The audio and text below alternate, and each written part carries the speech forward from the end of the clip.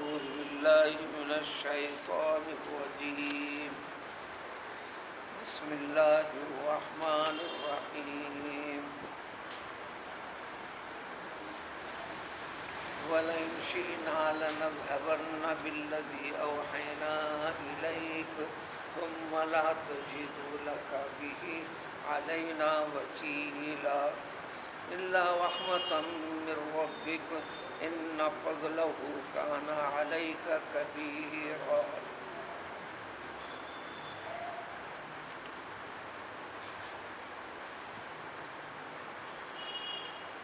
اللہ تعالیٰ کا یہ مقدس کلام اللہ تعالیٰ کا فضل ہے، کرم ہے، اللہ کی رحمت ہے، رحمتوں میں سب سے بڑی رحمت ہے. پیغمبر صلی اللہ علیہ وسلم پر نازل فرمایا. یہ آپ صلی اللہ علیہ وسلم کے لیے سب سے بڑا معجزہ ہے. بواسطہ نبی صلی اللہ علیہ وسلم آپ کی امت کے لیے بھی سب سے بڑی عظیم نعمت ہے، دولت ہے.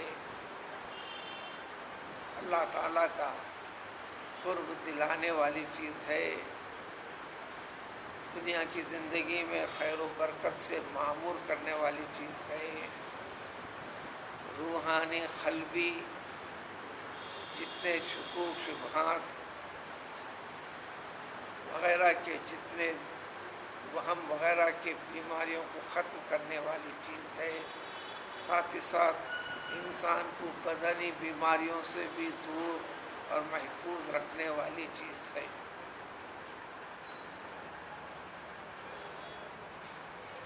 ان چیزوں کے تذکرے کے بعد آیت شریفہ میں اسی مفہوم کو ذکر ہے کہ اللہ تعالیٰ نے اپنے فضل سے، اپنے کرم سے اس کلام پاک کو پیغمبر صلی اللہ علیہ وسلم پر نازل فرمایا، آپ کے واسطے سے انسانوں کے لیے، اور باقی رکھا، اور باقی ہے، اور باقی ہے، اور اس کو باقی رکھنے کی جد و جہد کرنے کا حکم.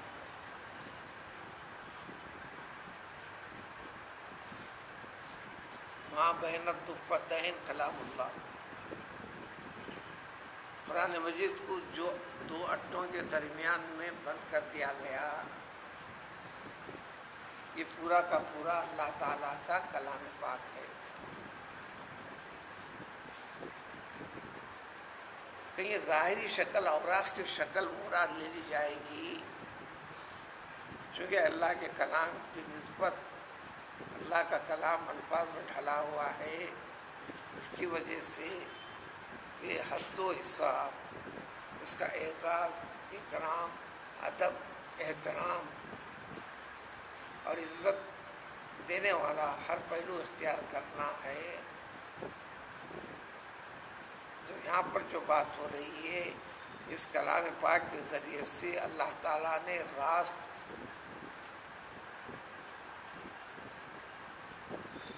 انسان کو اپنا پیام پہنچا دیا.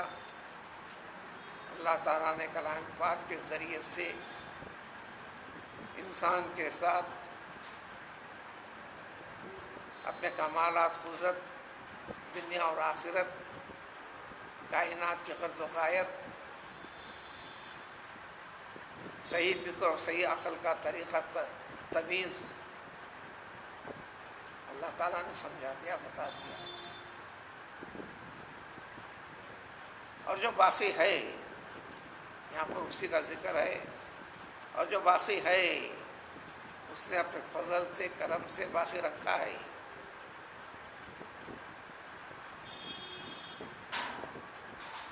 جیسے نازل کیا ہے آنن فانن، اگر وہ چاہے تو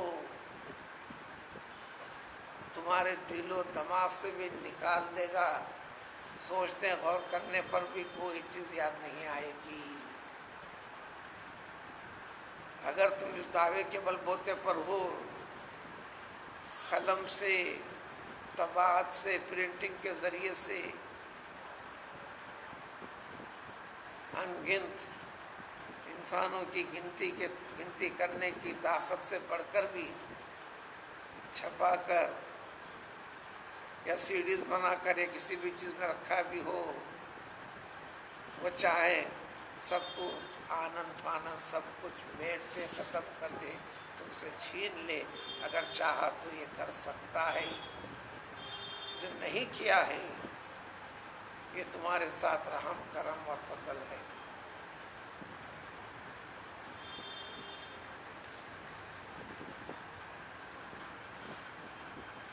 ترجمہ اسی مفہوم کی طرف آپ کو وضاحت کرنا ہے۔ اللہ تعالیٰ کا ارشاد ہے وَلَوْ شِئْنَا لَنَذْهَبَنَّ بِالَّذِي أَوْحَيْنَا إِلَيْكَ، اوحینا الیک یہ قرآن ہے اور اس کی وضاحت اور تفصیل ہے۔ نبی کریم صلی اللہ علیہ وسلم کے ذریعے سے اگر ہماری مرضی ہو، ہم ارادہ کر لیں،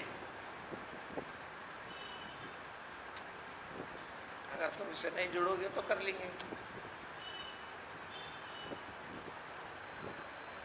اس کو باقی نہیں رکھتے ہو عمل کے اعتبار سے تو ہم ختم کر دیں گے۔ اور جس دن یہ مطلب ختم ہو جائے گا تو کائنات کو ختم بھی کریں گے۔ اب اس سے بات اور واضح ہو جائے گی، جب اس زمین کے اوپر اللہ کا نام لینے والا، ہم اللہ جو زبان سے کرتے ہیں وہ نہیں، وہ اللہ کی حقیقت دلی کیفیت کے بعد پھر اللہ نکلنا ہے۔ سچ اور جھوٹ کا آپس میں تقابل ہو جائے، سچ بولنے سے آنے والی رکاوٹیں مصیبتوں کی پرواہ کیے بغیر سچ کو اختیار کرنا، کلام پاک کو اختیار کرنا ہوا، اللہ کو اختیار کرنا ہوا، دنیا داری غرض و غایت کو ترجیح دیتے ہوئے سچ کو چھپا کر جھوٹ کا سہارا لے لیا تو پھر اللہ کے کلام کا انکار کر دیا، اللہ کے کلام کو چھوڑ دیا۔ اب ہر چیز میں ایسا ہوگا۔ اگر ہم چاہیں تو یقیناً ختم کر دیں گے اس چیز کو جو اے محمد صلی اللہ علیہ وسلم وحی کر کے اس کلام پاک کو نازل کیا ہے، ختم کر دیں گے۔ جب ہم ختم کر دیں گے اے نبی سن لینا، آپ چاہیں یاد رکھنا، محفوظ رکھنا تو بھی نہیں رہے گا۔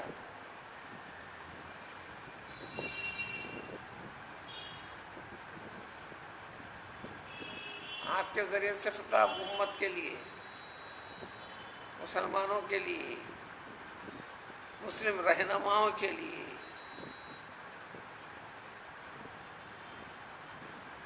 صرف اور صرف تمہارے رب کا فضل ہے، مہربانی ہے تو باقی رکھا ہے، لہذا تم اس کے مطلب میں بگاڑ مت پیدا کرو۔ اللہ کے حکم اور منشے کے خلاف اے ذمہ دار، تم بھی کوئی چیز اللہ کے کلام میں ہے، حدیث میں کتھے کی بنیاد کے اوپر ایسی بات غلط مت باور کرو۔ اور پھر عام مسلمان کے لیے مسلمانی کا ٹائٹل، لقب، نسبت جو تیرے ساتھ جڑی ہوئی ہے وہ صرف اور صرف اس کلام پاک کی بدولت ہے۔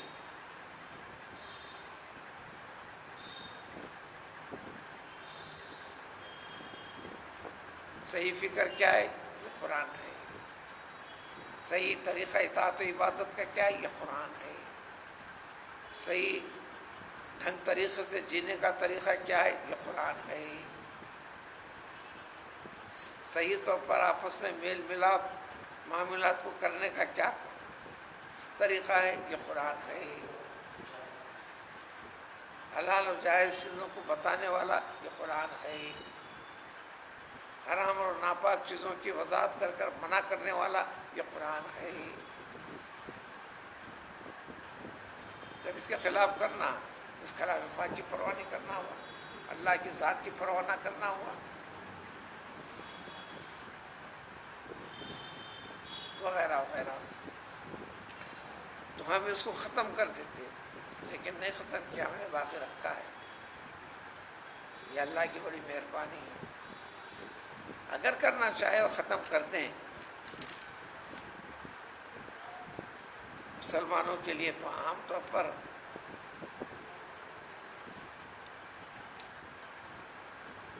دور دور تک وہم اور گمان نہیں پیغمبر صلی اللہ علیہ وسلم سے، لیکن اللہ تعالیٰ آپ سے خطاب کرتے فرماتا ہے ساری مخلوقات مل کر، کائنات مل کر، ساری طاقتیں مل کر، سارے اسباب کو لے کر ہمارے خلاف میں میرے اللہ تعالیٰ فرماتے ہیں کوئی حمایت کرنے والا، کوئی مدد کرنے والا بھی تم کو نہیں ملے گا.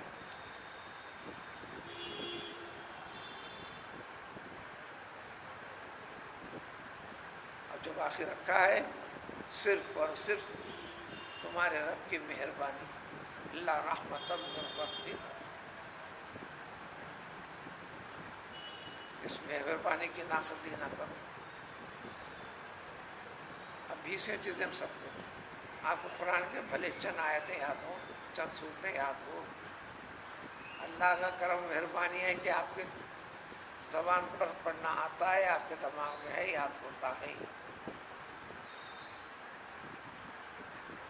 مگر آپ کو ارادہ کرنا ہے، اس کی طرف کوشش کرنا ہے، تو پھر یاد دلاتے ہیں، باقی رکھتے ہیں.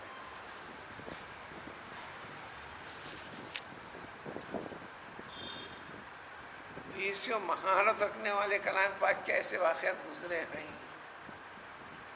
جب اس حقیقت کو سمجھ کر گستاخی کیے، لاکھ کوشش کیے، تو بسم اللہ الرحمن الرحیم بھی پڑھنا نہیں آ سکا کوشش کرنے کے باوجود. جب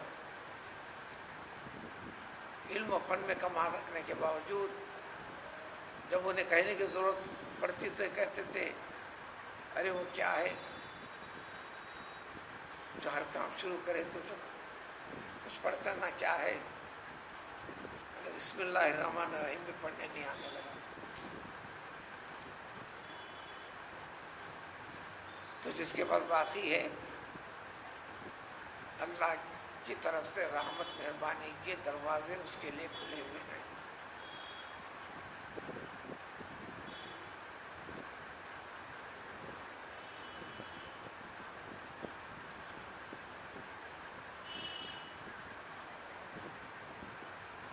ربو کا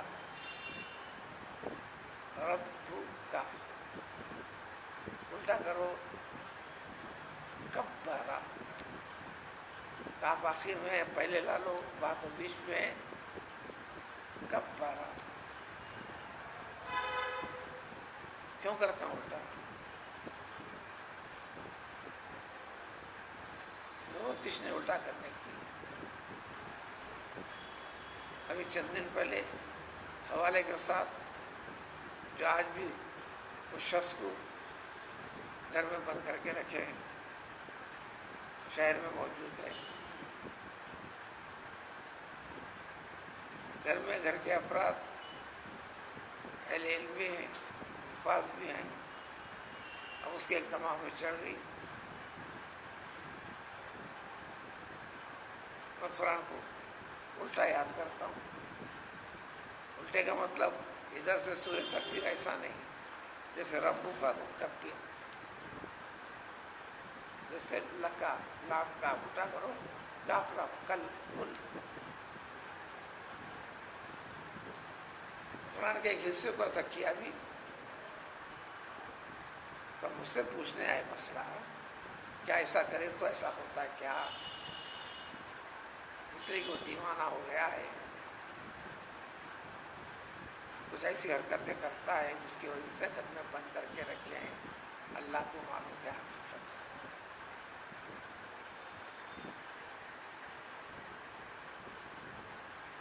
جو جیسا ہی رکھے، جس کے پاس جو قرآن محفوظ ہے، یہ اللہ کا فضل ہے اور کرم ہے. اس لیے حافظوں میں سب اس سے بڑا گناہ اس کے لیے ہے، یہ اس کرنے کے بعد اگر بھول جاتا ہے تو سب اس سے بڑا گناہ ہے۔ گناہ کی بڑائی کی حد نہیں بیان کی جا سکتی، اس لیے اتنا یاد کرو کہ محفوظ رہے، اس جڑنے کے بعد تا حیات اس کا ساتھ نہیں چھوڑنا پڑے گا۔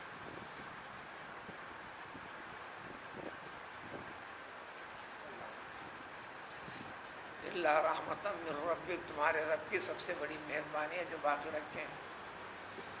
یہ دراصل مسلمانوں کو خاص طور پر کہنا ہے، ورنہ رسول اکرم صلی اللہ علیہ وسلم کی شان و عظمت کہ آپ سے کچھ ایسا ہو جائے یا سوچ ہو جائے، ہرگز ہرگز ہرگز نہیں۔ صرف بواسطہ پیغمبر مسلمانوں کو خطاب، تو وہ دنیا کی ہر قسم کی نحوست کے ساتھ جو جڑ رہے ہو، اس سے بے تعلقی کی وجہ سے، اس کی بے اعتنائی کی وجہ سے، اللہ کی رحمت اور فضل و کرم کا حال اللہ تعالیٰ نے اس کلام پاک کو آپ میں رکھ دیا، موجود کر دیا۔ نہ آپ جڑتے، نہ اپنے اولاد کو جڑنے کے طریقے سکھاتے۔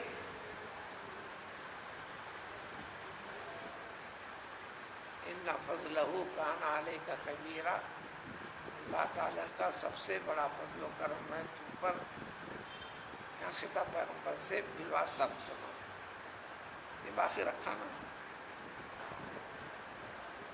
جب تک ہے قدر کرتے اس سے جڑو، باقی رہو۔ پھر اس کلام پاک کی اہمیت اتنی ہے، ساری کائنات کی ہر قسم کی طاقت اور قوت،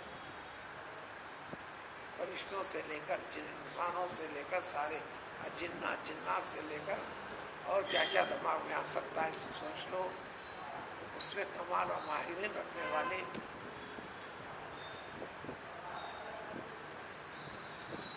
اس جیسا کلام پاک جو ترتیب کے لحاظ سے، بلاغت کے اعتبار سے، وضاحت کے اعتبار سے، کمال کے اعتبار سے، شان و عظمت کے اعتبار سے، غیب کی خبریں بتانے کے اعتبار سے،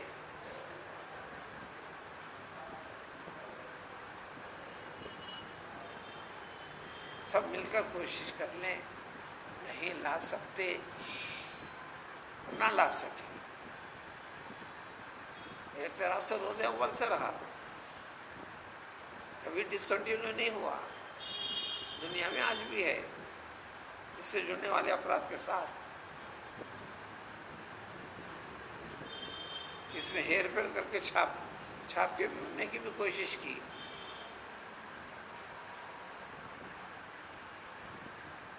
اب ایک حرف بھی ادھر کا ادھر ہے، فوراً پہچان لیا،